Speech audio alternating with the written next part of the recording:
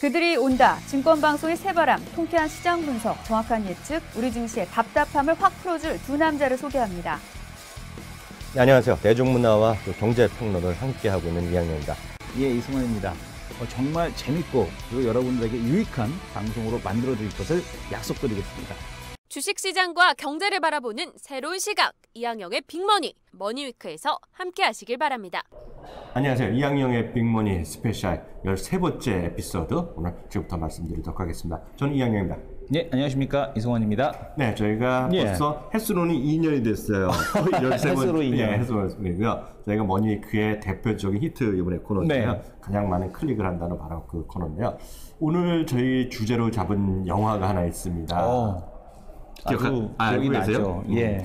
1987년 로보캅이란 거 혹시 기억하시는지 모르겠습니다. 87년도에 뭐 하시고 계셨습니까? 뭐 하셨어요, 대표님은? 저는 중학생이었습니다. 저 초등학생이었는데 형님 로보캅 많이 했습니다. 알고 보니까 저보다 나이가 연배가 있으셨는데요. 왜 이러십니까? 사실 혹시 대학 다니시지 않으셨나요? 사실 그 로보캅 하면은요, 우리나라 이제 명절 때요. 예. 추석이나 설날 이렇게 명절 때면 제일 많이 하는 영화는 역시 성룡의 폴리스 스토리. 폴리스 스토리. 그 시리즈가 하나 있고요. 연말에는 나홀로 집에. 크리스마스 때. 크리스마스. 또 하나가 제가 봤을 때 로보캅이 아닌가 싶습니다. 로보캅 참 많이 했었던 것 같습니다. 근데 로보캅 하면 이번에 1, 2, 3가 있었고요. 예. 3는 사실 허접했잖아요. 3는 솔직히 완전 실망이었어요. 근데 저희가 오늘 잡은 것이 2014년 미국에서 가장 기대되는 헐리우드 영화가 딱 뽑은 적이 있는데 한 사이트에서 뽑았는데요. 제일 1위로 뽑은 게 바로 로보캅입니다. 로보캅이요? 2위는 누군지 아세요? 2위는 노아의 방주요. 노아의 방주입니까? 네, 노아고요. 예. 그래서 3위도 뭐 3, 4위 있는데 하여튼 대표적인 영화가 로보캅인데요. 아니 근데 왜 갑자기 로보캅을 영화 뭐 1위인 건 알겠는데 로보캅의 이슈가 왜 갑자기 이슈로 들고 나오신 거죠? 좀 단순하게 말씀드리면요. 2월달에 이번에 개봉합니다. 2월달 개봉돼서 그래서 지하철을 타고 다니는데 로보캅이 딱 있더라고요. 그래서 로보캅을 했던 것이 하나 있고요. 사실 로보캅은 하나의 큰 흐름의 영화사적 흐름을 큰 어떤 분기점 뭐 그런 게 있다고 보는데 그게 이제 반인 반수가 아니라 반인 반로잖아요. 그렇죠. 그리고 로봇이죠. 옴니코프라고 가상의 회사가 나오면서 예. 이제 그 어떤 그 로봇을 통해서 이제 경찰 이렇게 하는 건데 그게 보면 말이 어떻게 너무 엇나가는지 모르겠지만은요. 제가 봤을 때 그런 느낌. 그게 뭐냐면 좀 그 생명이 어려운 생명이 자꾸 귀해지니까요. 그런 걸 세이빙하는 것도 있지만 보다 효율적으로 전투하고요. 그 지역이 아마 그 당시에 어딘지 모르겠어요. 그 시카고인가 그쪽 하여튼 좀 동부 쪽이었는데요. 그쪽에 치안이 어려우니까 로봇을 통해서 치안을 관리하는 건데 그래서 민영 회사가 등장한다 거기요. 치안을 민영에 맡긴다. 옴니코프고요. 그래서 거기서 사회적 갈등이 나오는데 요즘 보면 우리나라도 이제 각종 공기업들의 그런 이슈가 있잖아요. 뭐 좋고 나쁘고 떠나서 그런 이슈가 있는데요. 그런 관점에서 버뜩 지금 생각이 났어요. 민영화 관련된 이슈와 로보캅. 역시 연결이 되네요. 그리고 사실 그런 게 사실 그 전에도 있었겠지만 제가 봤을 때 그게 처음 있었던 거고요. 혹시 또 터미네이터 있죠? 터미네이터요?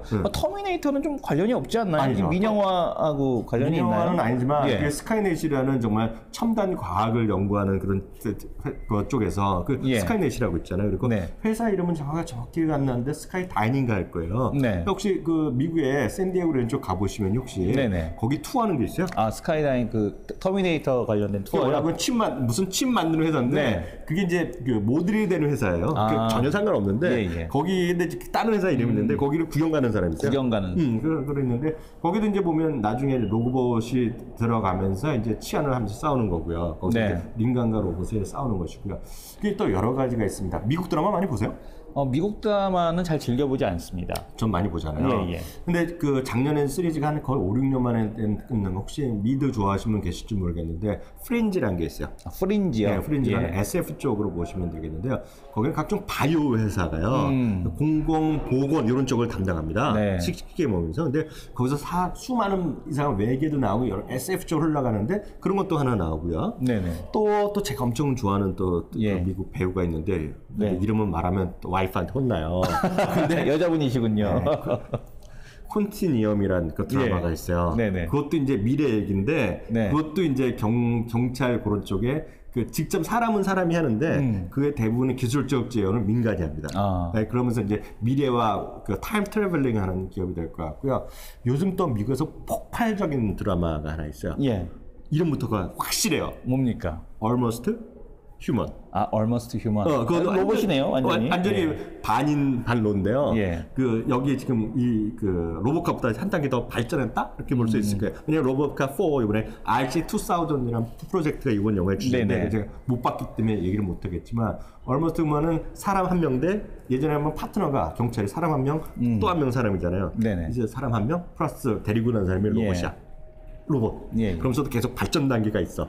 예. 그 안에서도 사람의 감정을 어느 정도 갖고 가느냐. 이번에 RC2000 그 영화에서도 네네. 사람의 감정이 들어갔냐 안 들어갔냐 얘기를 많이 그 영화의 주제가 있는 것 같아요. 내면적인 얘기. 안 봤으니까 모르지만은요. 예. 그래서 그런 너무 영화 얘기를 해드렸는데요. 그래서 그런 관점에서 그 지금 공기업들에 대한 각종 구조조정 얘기가 나오잖아요. 네네. 그래서 뭐 아직 말도 안 되는 얘기지만 언젠가는 뭐 좀 전쟁 얘기도 많이 나오고 요즘 보면 실제로 이라크에서 전쟁, 아프가니스탄에서 민간 군수 집단들이 많이 나오잖아요. 이거 예. 현실적으로 많이 나오죠. 현실적으로 좀 나오긴 하는데 뭐 이라크 전쟁에서는 용병에 대한 얘기들도 좀 많이 나오니까요. 그러니까 뭐 지금 뭐 먼 미래 한쪽에서는 현실화되고 있는 그런 얘기라고 좀 보여지고 있죠. 미국에서 용병 예. 있잖아요. 네네. 민간 군대 군인이요. 한 예. 5만 명이라는 얘기예요. 5만 명이요? 네, 또 구글링하면 바로 나옵니다. 네네. 그런 만큼이 물론 우리나라랑 많이 떨어져 있고요. 그렇지만은 그런 공기업들의 그런 얘기, 공기업들의 좀 구조조정 얘기가 왜 나온지부터 우리가 한번 살펴봐야겠다. 네. 그래서 약간 뜬금없는 것 같지만 로봇캅을 보면서 그렇게까지 생각했다는 정말 대단한 우리 상상력을 발휘해서 글을 썼는데요.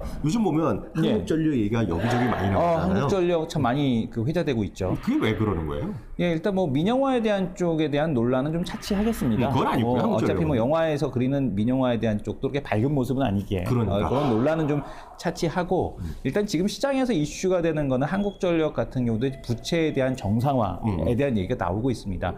공공기업의 가장 큰 문제, 지금 이제 부채에 대한 문제가 될 것이고요. 부채에 대한 쪽이 어떤 문제로 지금 발생이 됐던 간에 지금부터는 이제 해결해 나가야 된다라는 입장에서 지금 접근을 해 나가고 있는 거겠죠. 작년에 예. 두 번이나 전기요금 올려서 9.5% 올렸지만 아직도 원가율의 95%밖에 안 되고요. 그렇죠. 예, 이번 박근혜 정부 특히 올해 가장 큰 화두가 공기업의 파티는 끝났다. 네네. 그러면서 비정상의 정상화. 예. 화두잖아요. 그러면서 전기요금이 또 올라갈 것 같고요. 네, 그러니까 두 가지 관점에서 좀 접근을 해야 된다라고 보고 있는데요. 첫 번째는 지금 그 원가에 대한 정상화에 대한 쪽과 더불어 이제 자산 매각을 통한 재무제표 클린화에 대한 작업이 하나가 될 것 같고요.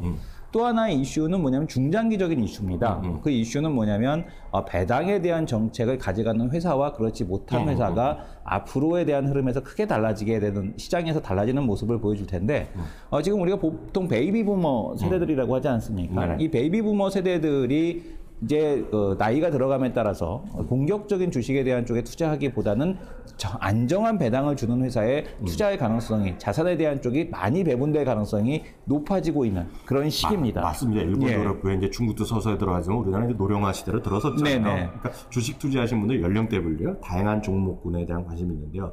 특히 이제 배당이라든가 안정적인 거. 여태까지 한국전력은 적자 회사였잖아요. 예. 근데 올해 흑자 전환 예. 얘기하잖아요. 올해 흑자가 되면은 역시 배당금을 지급할 가능성이 바로 안 될 줄 모르지만 매우 높아지고 있고요. 그래서 이제 삼성전자 같은 경우도 왜 시가 배당을 올해부터 바꿨는지 그동안에 한 2,000원, 2,500원 줬거든요. 얼마 안 줬다는 얘기죠.